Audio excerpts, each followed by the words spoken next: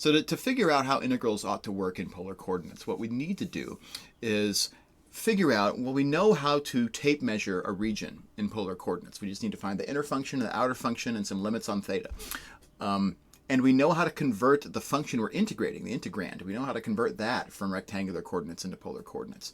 And that gets r's and thetas into everything except for this element of area at the end, the dy dx part, right? Just like when we're doing u substitutions in single variable calculus, when we replace a variable by another variable that depends upon it, when we change coordinates, that usually introduces a multiplicative factor called a Jacobian correction that tells us what is the difference, what is the relationship, what's the ratio between, in this case, the area of a rectangle in rectangular coordinates defined by the product of dx and dy. So that's like a length times a width, right? It gives us a little tiny rectangle in xy space. What's the difference between that and dr times d theta, right? That as r and theta change, there can be a different relationship between the areas of those pieces of our coordinate system relative to when x and y were changing. So here's how I like to think of it. And this, the authors ask for this in activity 11.5.3, but we're going to bypass that for the sake of time for today. So the idea here is we want to figure out what should the area of one of these little infinitesimal polar rectangles be, where we sort of take r, the radius, and let it vary by just a little amount, so call it delta r, and we also take the angle theta and let it vary by another little amount. What should the what should the area of that little polar rectangle, which is a piece of an annulus, really, what should that area be? And so here's where I want to kind of start that discussion. Let's start by, so again, the shading here that I want us to be looking at is this little shaded area over here.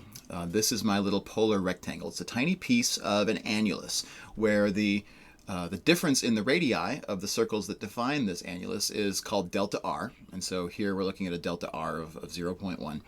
And then the amount of angular difference that defines this little polar rectangle out here is also 0.1. We're going to call it delta theta.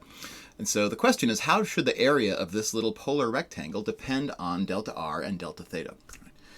So just to get started, I've chosen a point on the unit circle. So r is 1, theta is 0. And the area of this little polar rectangle here ends up being 0.01. And that ends up agreeing exactly with delta r times delta theta. So the length times the width of this little polar rectangle seem to give me the area. So my question is, what would we expect to happen if we went to a different point in the xy plane, where maybe instead of on my unit circle, maybe I'll pick a point that's a little bit further out. Maybe it's on a circle of radius 2. So let's go down to the point 2, 0. And when I go down to 2, 0, if we take a look at sort of what's changed, my delta r is still 0.1, my delta theta is 0.1. But notice what the area of my polar rectangle is. My new polar rectangle no longer has the same area that it did back here. As I go from this polar rectangle with a radius of 1 out to this polar rectangle with a radius of 2, what's actually happening to this area?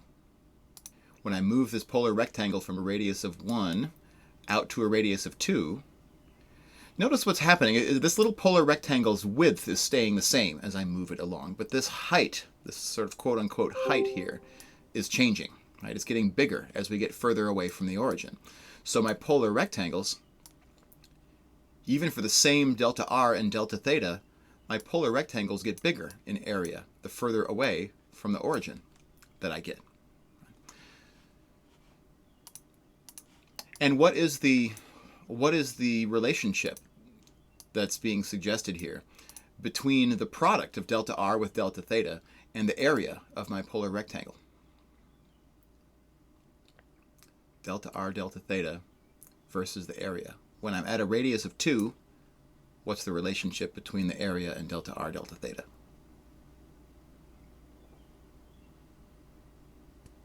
It's doubled there? It looks like it's doubled. You might also say, well, it looks like we're adding 0.01, but the proportionality idea is probably the idea that we're going to want, because then when I go out to a radius of 3, the area has tripled. When I go Mm-hmm. out to a radius of 4, the area is quadrupled. And we can also verify that if I vary delta r, so if I change the the width of my rectangle, that proportionality is still maintained, right? And that if I change delta theta, so the amount of angle that I get, that proportionality is also still maintained. And so ultimately, where we're going with all of this is that we are going to agree that the area of one of these polar rectangles is, it's the length times the width of this rectangle. The problem is that width is different at different places. And the reason it's different is because that width is actually just what would we say? It is the arc length on a circle with radius r that is made by an angle of delta theta. And that arc length is equal to delta theta times r. So the area of this rectangle here is just delta r times r delta theta, rather than delta r times delta theta. And so the upshot of all of that is that factor of r, that extra factor of r that shows up, that plays the role of our Jacobian factor in the change of coordinates from rectangular to polar in a double integral. So the moral of the story here is that to change an integral from rectangular to polar, all we need to do is replace that element of area, that dA in my double integral, which used to be just dx times dy. Replace dA, which is dx times dy in rectangular coordinates, with dr times d theta, but then I have another factor of r that goes in there. So dA is equal to r times dr times d theta. The factor of r that we get in there is called the Jacobian factor for this change of coordinates. So I don't think we'll do it this semester, but some multivariable calculus classes do the full sort of change of coordinates, and we can change coordinates in all kinds of different ways, and we have to sort of invent our own Jacobians to correct for it. But we're not going to do that, I think, this semester, but just for the sake of terminology of the polar change of coordinates. So the moral of this whole story is that if we want to evaluate a double integral using polar instead of rectangular coordinates, we have to change everything from rectangular coordinates into polar. That includes our tape measurement, our way of describing the region using inequalities on the coordinates. It also includes our integrand, so we have to take whatever function we're integrating and convert it into polar coordinates. And it includes that element of area. So instead of dx dy, or dy dx, we will have r times dr d theta as our element of area.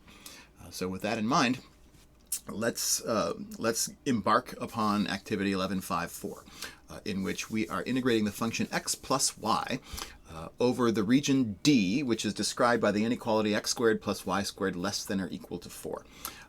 So sketch out the region and express this double integral as an iterated integral in rectangular coordinates. So just do an xy tape measurement of this thing first. And then once you have your sketch, it should inspire a relatively less painful way of describing this integral using polar coordinates. And then we'll move forward from there. This will be our last example for today. So setting up this integral as an integral in rectangular coordinates is certainly doable. You can tape measure this circle, x squared plus y squared. It's a disk, actually. It's the region interior to a circle. X squared plus y squared less than or equal to 4 describes the closed disk of radius 2 centered at the origin. And so in rectangular coordinates, we can either let y go between plus and minus the square root of 4 minus x squared, or x go in between the plus minus square root. This should say 4 minus y squared. Sorry, that's a typo. But since you made a choice to do it, you can do it either way, right? Type 1 or type 2. And it's not a terrible integral in rectangular coordinates, But retape measuring the region using polar coordinates is advantageous for the reason that it ends up giving us bounds on r and theta that are just constants. Right? This closed disk of radius 2 at the origin can be described behind my head here as r ranging from 0 to 2, right? The radius of all of the points, the distance of all these points from the origin is no less than 0, and it's no more than 2. And then theta, ranging from 0 to 2 pi, goes all the way once around, gives me the entire circle. Right? And so those limits of integration are constants, which is going to make the ultimate process of doing the iterated integral out probably a little bit simpler. When you translate the integrand, x plus y, into polar coordinates, it becomes r cosine theta plus r sine theta. And when you translate the dx dy into polar coordinates, you get this extra factor of r times dr d theta. Right? So this is a good setup for this integral. When you do this iterated integral, you find out that the answer is 0. And then the authors ask every math textbook author's favorite question: why is this not surprising? And I would say the reason it's not surprising is that it's the volume underneath the graph of the function z equals x plus y, lying above the disk of radius 2, but there is exactly as much positive volume as there is negative volume by symmetry for this particular integrand over the disk of radius 2. So it's only natural that it would cancel out and give us a value of 0. So here, as in many of our integral problems that we do for the rest of the semester, setup really is everything.